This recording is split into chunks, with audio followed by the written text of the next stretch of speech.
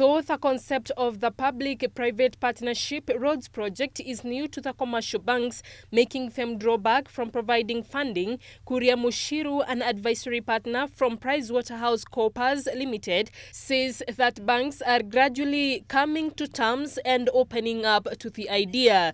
Two local banks have already allocated 48 billion shillings towards financing the 10,000-kilometer roads project that requires nearly 300 billion shillings to complete. And we're talking about significant amounts.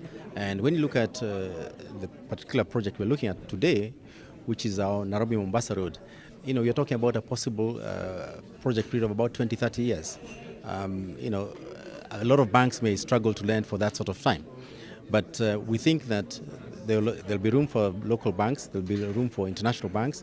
As we said, Kenya is attracting a lot of foreign direct investment.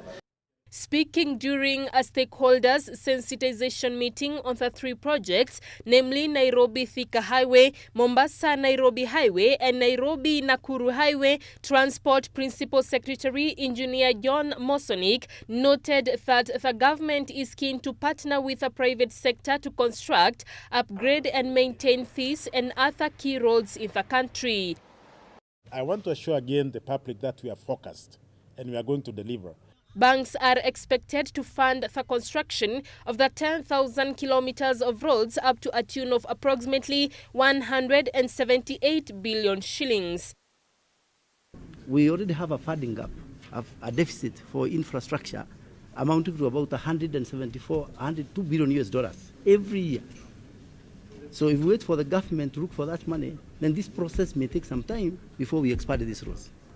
This comes as the government hired transaction advisors for the projects to be completed over the next 5 years, who are required to undertake feasibility studies on the projects, prepare tendering documents, as well as support Kenya during the procurement process.